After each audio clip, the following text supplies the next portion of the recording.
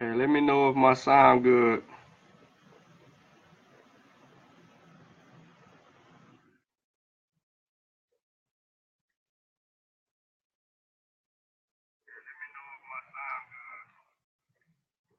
Oh,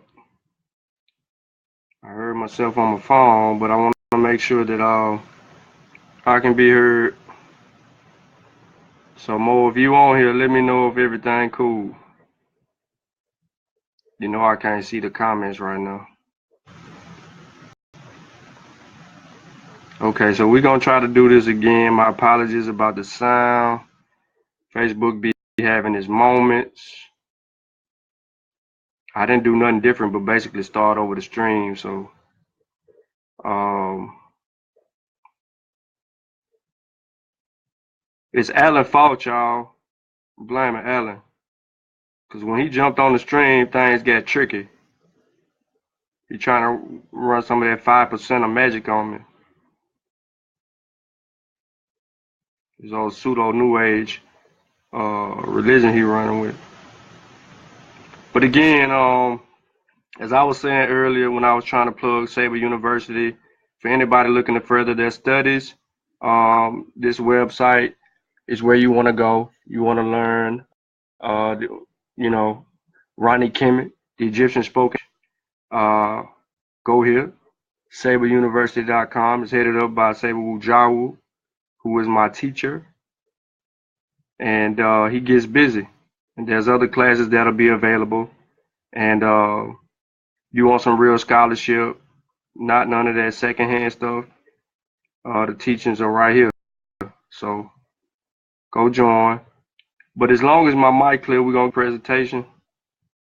So I'm going to try this again and let me know how I sound, Mo.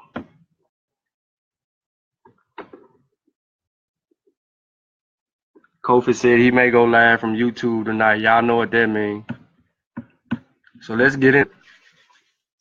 Now, Mo, is my mic okay?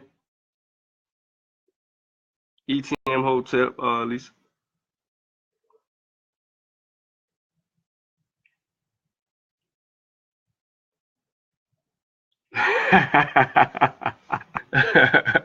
Alright. All right, let me know if my mic's straight though, guys, so we can get busy. Okay, cool. So we'll go ahead and try to kick this thing off right. So we're gonna deal with an article that I wrote a few weeks ago. It was published on the Voices of Fire website or blog site. You can check it out. The link will be in bio. It's called An Introduction to Traditional African Religions by no other than me. So let's get into it. This presentation is not going to reflect the exact article. There are some additional pieces of information that have been inserted into this presentation for a particular reason, because I know my people do not like to read. So without further ado, I appreciate everybody that retuned in to this presentation, and we're going to get to rocking. So as I always said before other videos, saying Kofi gonna get me, but let's go to war. Here we have the image from my article of Sister Angela Bassett, who was playing a voodoo priestess. And that, I forget the name of the movie, but some people that are familiar with it know. And it's very inspiring picture, by the way, of the Sister Bassett. A voodoo priest in Benin once asked, "Where's the house of God?" To which he replied, "Here, all around us." God cannot live in a mere house made by men. Indigenous faiths of Africa hold within them the roots of our past, the healing for our now, and the path to a future peace. These traditions grew out of the wisdom of the first humans on the planet. The ancestors and the ancestral traditions are the crux of African thought and worldview. Recognizing the continuity of life through the cycle of birth, life, death, and rebirth, the ancients understood that we are spiritual beings who experience human life for a time only to return to a place we came from after life is over.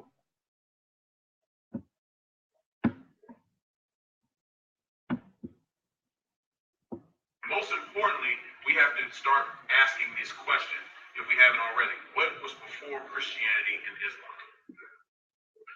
What was before that in Africa? Yes, it's dominant now. But through study, there was a point where this doesn't exist in Africa. So where did it come from? And why are we so dogmatic in these two particular religions today? There are many religions in the world. Hinduism, Buddhism. You don't see Africans being Hindus and Buddhists, do you?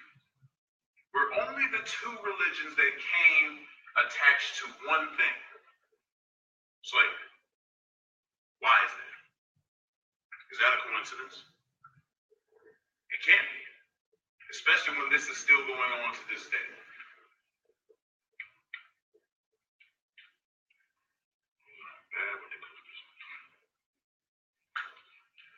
You said down is forward, right? Thank you, brother. No. So this slide, if anybody's seen the Batman movie, there's a point where the actor Heath Ledger says, "Why so serious all the time?" when he plays the Joker.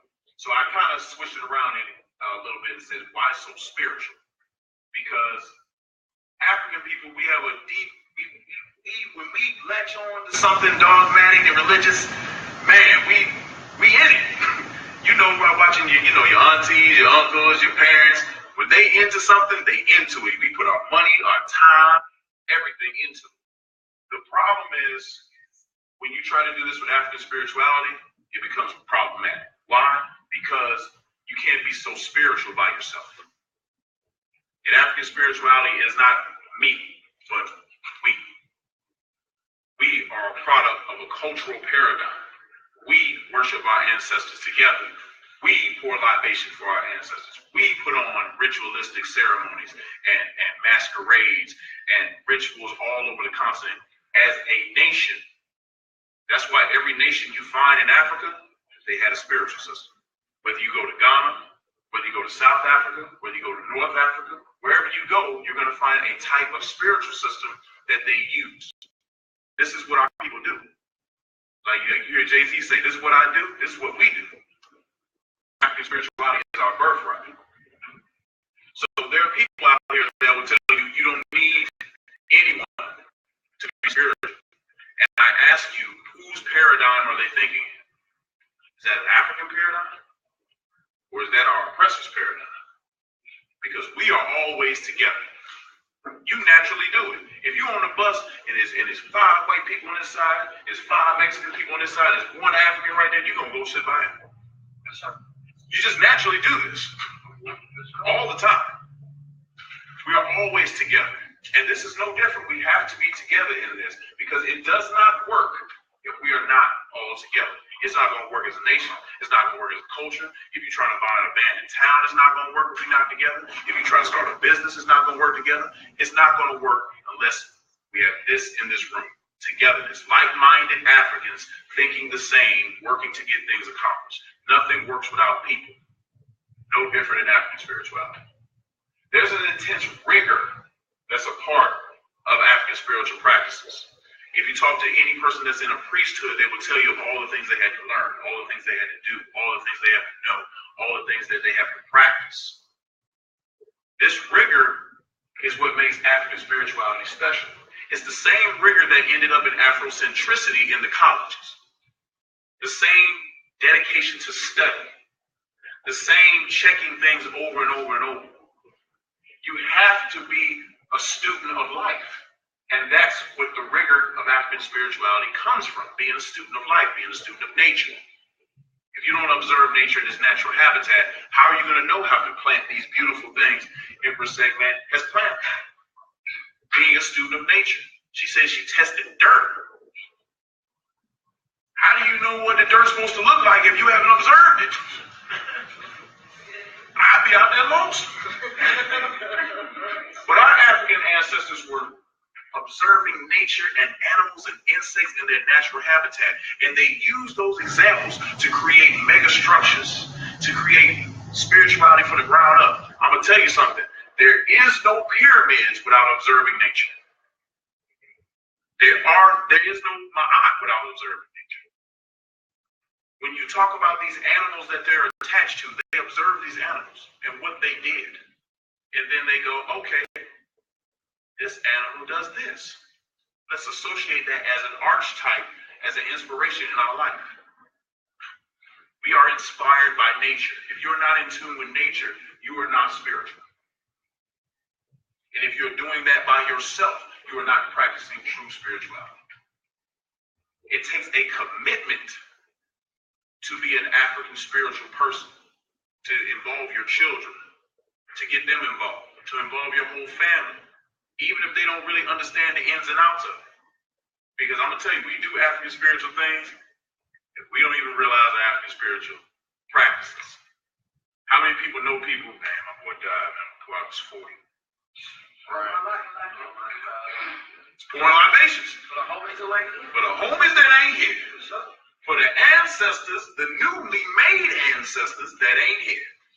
You do it all the time. You don't even realize it. I don't know how many people have seen the movie Rise. If you haven't seen it, it's a dancing movie. Now they're doing a lot of dances in this movie, but at the end of the movie, they show these kids in LA about an African tribe doing the exact same dances. The problem is, neither of these people know about the other. And they're doing the exact same dances. Ritualistic dances, ancestral worship dances. So we so African, we don't even know it. Brother, you don't even know how African you are. You can't even help it. You can't help it. You're doing things, man, I could do a whole lecture on that. Okay, why is African spirituality important? One word, culture. Culture is the arts and other manifestations of human intellectual achievement regarded, what's that word? Collectively. It goes back to what I'm saying. You can't have culture by yourself. No such thing as culture by yourself. No such thing as spirituality by yourself. You've got to connect with your fellow Africans. Because what I don't know, a child might know. What we don't know, Unc might know it. This is how we build a nation. This is how things get built. This is how Africans get things done together. Y'all heard Brother Ben, Massey Warrior Clan, speaking on African spirituality. The influence of other religions, especially Christianity and Islam of African religion, cannot be overemphasized. As generation after generation of Africans come under the influence of foreign religions or embrace the foreign religions, one of two things happen. They either cut away completely from the old faith, which may lead to total neglect of the old faith until it gradually disintegrates, or practice two religions and come out being syncretic. The main objective of this article is to provide a pathway from one school of thought to another by ultimately introducing the reader to traditional African religion. Ironically, many people demonize African religions, calling them the devil worship, pagan, or even evil. You can easily be called an atheist if you practice anything outside of the state-sponsored religions, but our primary focus will be centered around a few key elements in traditional African religions. Those elements are ancestor veneration, ancestral worship, altars, and the pouring of libations. The goal is to inform and open a closed door that has been shut for quite some time, with the hopes of reuniting the reader with something that rightfully belongs to you. Here we have an image of our sisters in South America doing a ritualistic thing. People that are familiar with the culture, the African culture. I don't have to elaborate. You know what's going on right now. Africa, the place of origin of all humankind, is divided into numerous political and cultural regions, reflecting its diverse range of histories, ethnicities, languages, beliefs, attitudes, and behaviors. Its various indigenous spiritual systems, usually called African traditional religions, are many. Every ethnic group in Africa has developed a complex and distinctive set of religious beliefs and practices. Despite the seemingly unrelated aspects, There are common features to these systems suggesting that African traditional faiths form a cohesive religion, a religious tradition.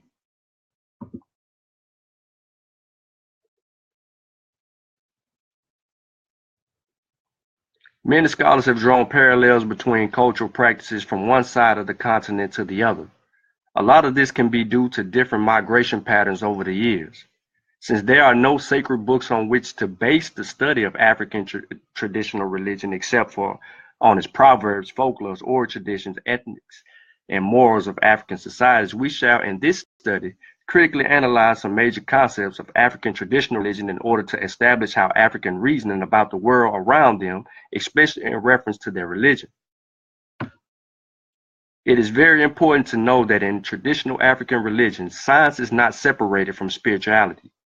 You'll hear this saying a lot in Africa: everything is everything, or as above, so below. These sayings indicate a perspective to help one understand that we are connected to all which exists or all that once existed. Oh yeah.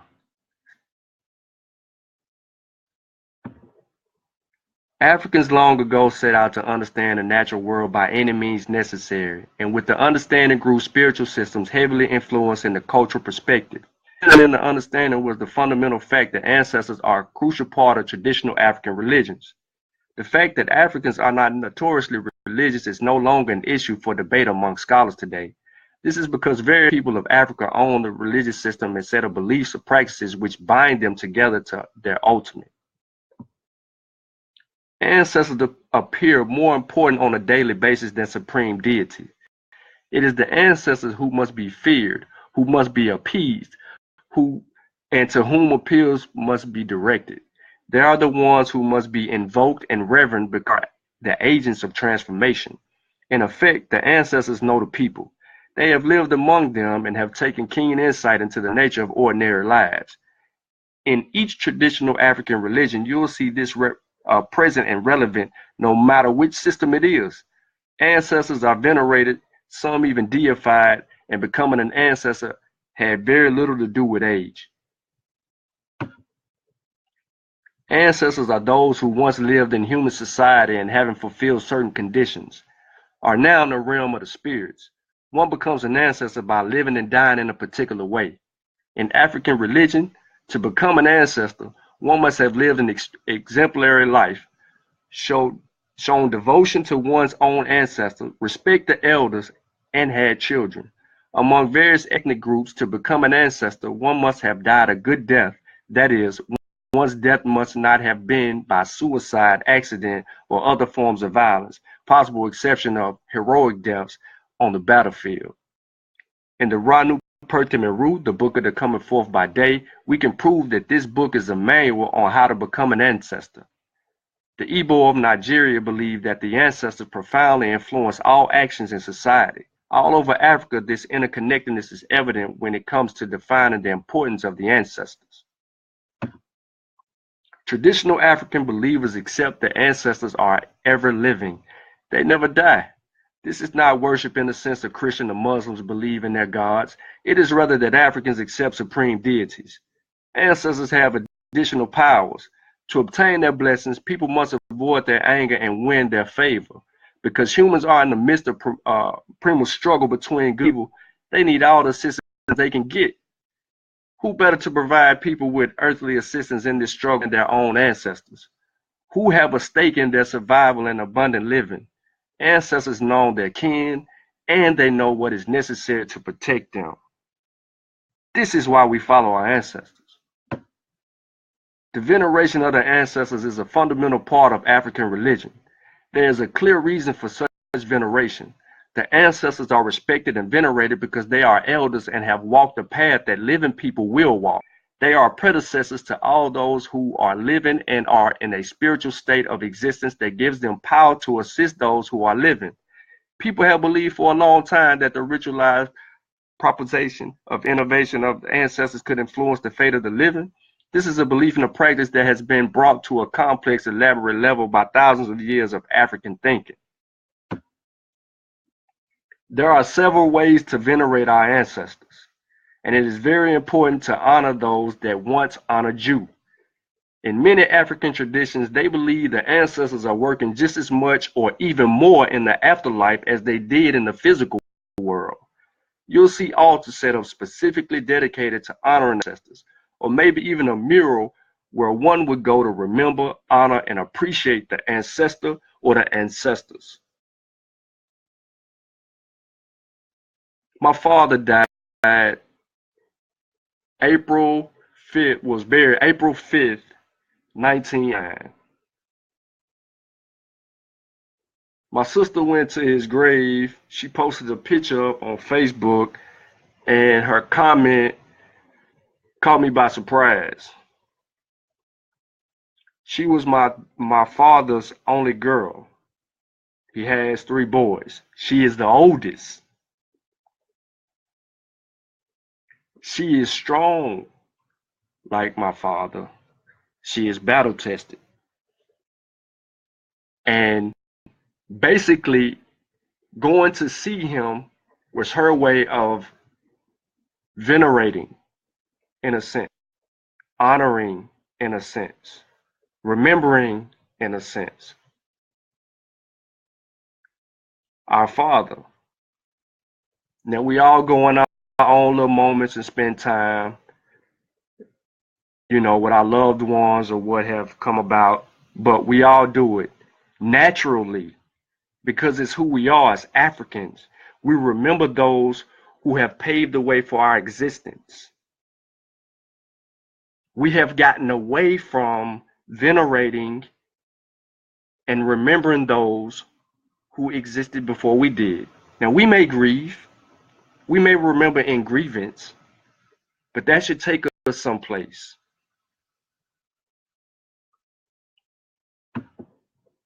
We must remember that all civilized people throughout history have venerated their ancestors. It is what sustained them in times of turmoil. Ancestor veneration is the fabric which holds cultures together. It holds the people together and assists them to become and remain great. With these insights, we will be able to live more fulfilling lives.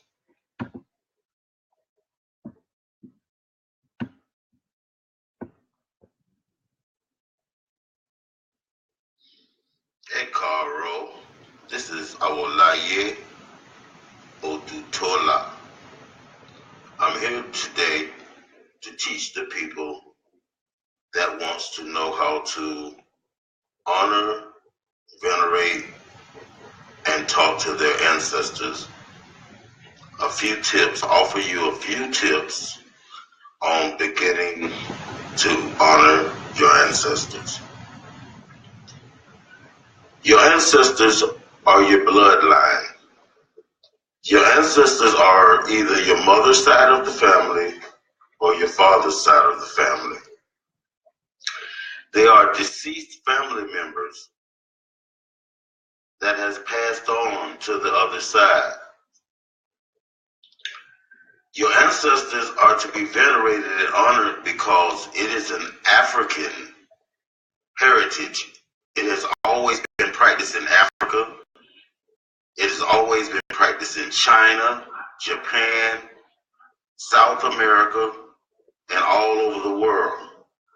Only European cultures negate or do away with their ancestor and ancestor worship. We stand on the backs of our ancestors. We stand on the shoulders of our ancestors because if they wasn't here, we wouldn't be here. All of us have ancestors, and they want to see us prosper in life, be happy in life, and have an enjoyable life here on earth, the marketplace, until it's time to go back home or room heaven. Okay, each and every one of us has a mother and a father, meaning each and every one of us has 2 grandmothers and 2 grandfathers. That's 4 grandparents. So if you have 8 grandparents, that means 4 grandparents. That means you have 8 great grandparents. And and 16 great-great-grandparents. See how the number adds up? Without one of these people meeting, you wouldn't be here today. So we give honor and respect to the ancestors. Ashe. Okay. Your ancestors, to begin honoring and venerating your ancestors, you must erect a shrine. A shrine is not a holy place. A shrine is a focal point where you can sit down and clear your head and give honor and praise and thanks to those that came before you and ask for their assistance in your life. On this shrine, you are going to need just simple things. It's not nothing hard. It's not, how can I put it, difficult. You need a little table. Get you a table and a white cloth. You can go to the dollar store and get a white cloth. Get you a vase of water. Get you a 7-day white candle. Go to the grocery store or flower shop and buy some pretty flowers. You sit those things on your table, on the white cloth. Write down names of any deceased family members that you can remember. Or go to your other family members, your aunties, your uncles. They love to tell you. Just tell them you're researching your roots. Everyone likes to research their roots. And they'll tell you about your Uncle Jack, Uncle Desmond, Jack Leg. They used to drink all the liquor and mess with all the girls. Write those names down and set them on your shrine. And begin to wake up in the morning before you go to bed, through the middle of the day. When you're doing nothing, sit before your shrine of your ancestors and give them thanks, for assisting you. And give God thanks for leading you back into your culture. This African culture is called Yoruba. But ancestor worship is not only for the Yorubas, it's for every human being in mankind. Later I'll be releasing a video showing you how to erect this shrine. I will have all the things that go on the shrine and show you how to erect a shrine in your home, because you really don't need me, because your ancestors are your ancestors. They are not mine. They're waiting to be honored, respected, and called on.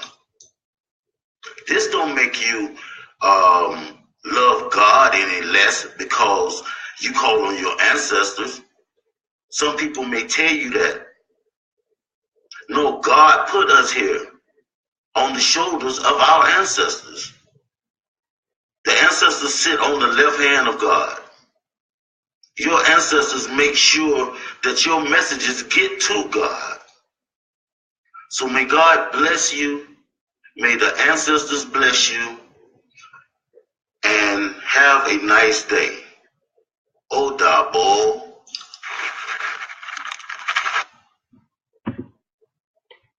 Everything in life that matters to the order and harmony of society must be approached through the ancestors. This means that in African religion, there is always ancestral priority, presence, and power.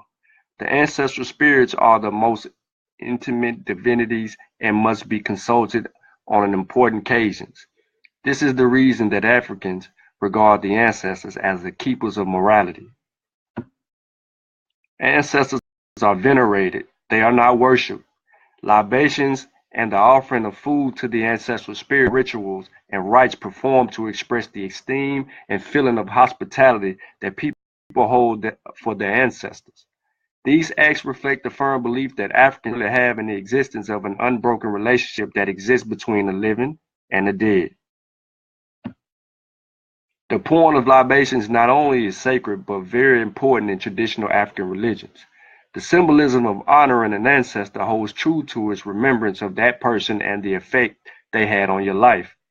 The person conducting the libation asks for the ancestors' continued blessings and for protection, prosperity, and happiness for the entire community. The ancestors are offered the reasons for which the meeting has been called and request success for the endeavor. So the next time you open a drink of any kind and decide to pour some of it out, remember your ancestors and say their name while in the act of pouring.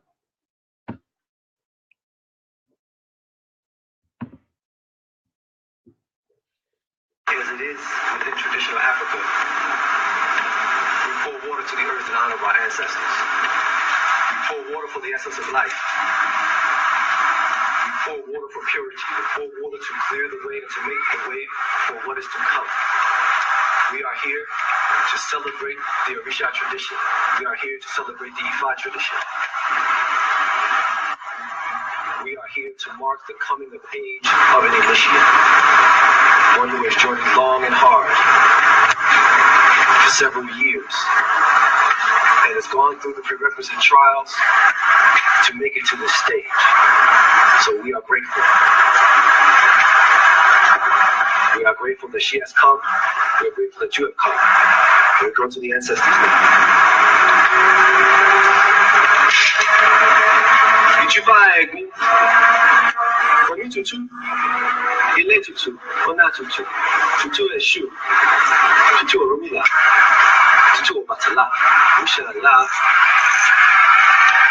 Tutu Oshun, Tutu Yemoja, Tutu Oya, Tutu Omila, Tutu Bobo, Usha, Ujibao, Ujibao, see, Ujibao, do my rain, Ujibai, Bae, Gumbo Boy, Guni Bae, Ujibao, Baba, Mishahil, Mishal, Arao, Ujibao Boy, Coconess, do my rain by you. Ujibao, Bobo, Go, Baba, Ujibao, Bobo, Gunia, King of Comache, Alake, Abedi, Ibae, King of Comache, Rabba Melobo, King of Comache, Bonani, Ifa, Carde.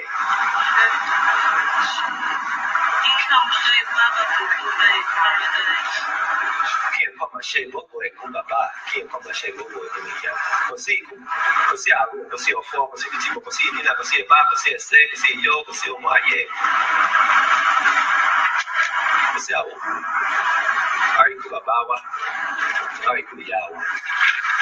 Achei, achei.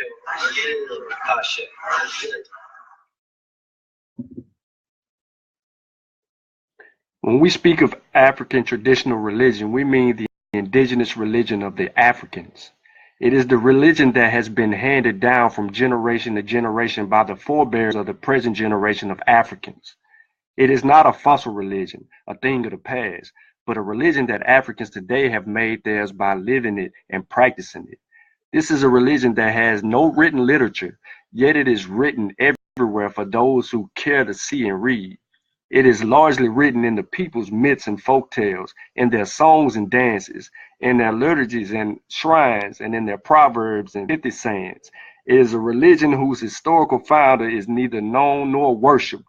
It is a religion that has no zeal for membership drive, yet it offers persistent fascination for Africans young and old. In African societies, the object that stands between humans and the divine is often made of wood, clay, stone, or metal. In fact, the altar may also be at the base of an ancient tree or the base of a mountain or a giant stone.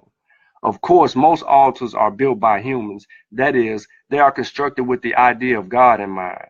The idea is that there is a physical connection between humans and the divine, and the altar serves as a repository of the power of the divine. It is not to be considered the site of God, but rather the place where the power of God can be captured and used for the benefit of society. Altars are a sacred place hidden from people. The altar is where the human goes to contact the power of the divine. Thus, a priest or priestess is usually the only person allowed to officiate at the altar. Such altars are existing in traditional African religions are often hidden from the masses. There are occasions when the priest or priestess will go to the altar and then return to the people after having made sacrifices and prayers. Shrines to the ancestors located in the homes may also serve as altars in some cases. Upon this altar might be the traditional objects that were used by deceased ancestors. Altars or shrines in the home should be set up in an area away from constant distraction. It is uncommon to set up a shrine in your bedroom. Wherever your altar may be, it should be some place where you can go and call on or pay homage to your ancestors. For the past few hundred years, the African worldview has been stripped away from us, and our understanding of the world has taken a backseat to the ideas of outside influences. We did not need to convert to traditional African religions. We embodied and exemplified everything that helped us understand our natural world. We have tried everything from one invader's spiritual beliefs to another. And to be honest, the wait and see program has not only hit us, it has not solved the problems which we face today. Your God is supposed to serve you, not you serve it. Culturally speaking, we wonder why our prayers go unanswered. Maybe it's because we have been calling on the wrong gods. Now's the perfect time to call on your own God. The need to understand religion in the context of African belief system and culture cannot be under stress. Man, from its origin, is born to worship God in the way his conscience and ability directs him to. The study of religion is aimed at understanding the similarities and differences in religion, the truth in religion, and its relevance to the human society. Africa, with its diverse culture, has a religious factor that helps people to live in harmony and work towards corporate development of the environment and the people. Therefore, an understanding of African traditional religions will create room for a clear understanding of African people contextually within the framework of their belief system. Here are my sources. I had some very good articles from continental Africans that went into this presentation, as well as the big book that my homie Alan loves to bring out when he's dealing with Hebrews. Here go some other sources. A couple of these are picture links.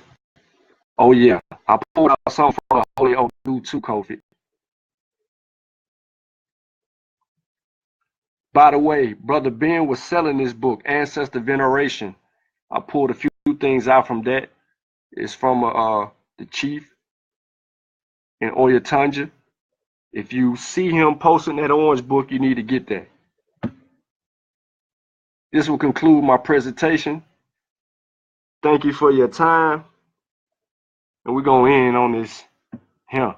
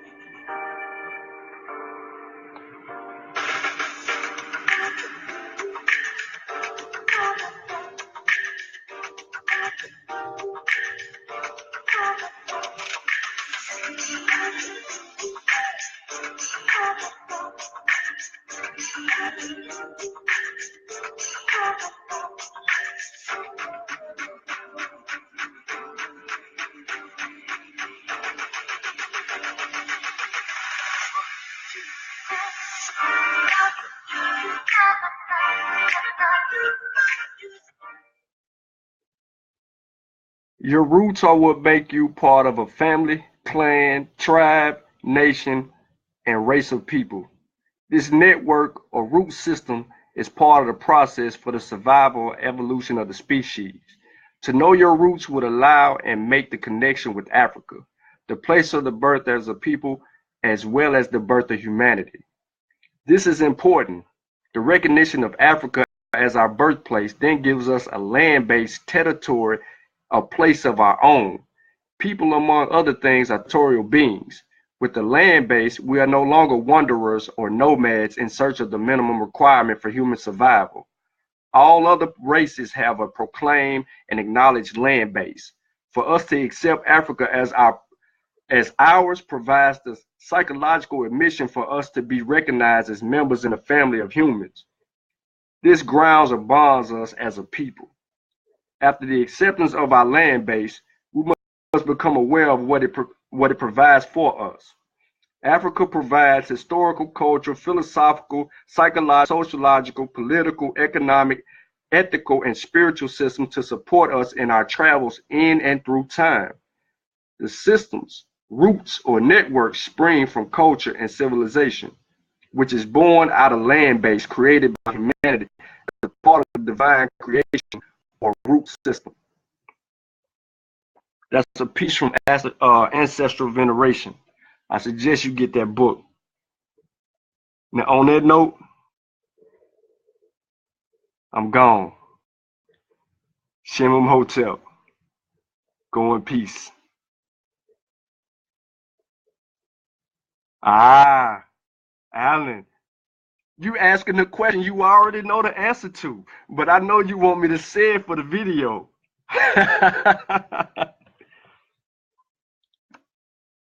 I'll leave my answer in the comments. Thank you guys for tuning in. If you missed the bill, please go back and watch it again. There's some jewels in this piece.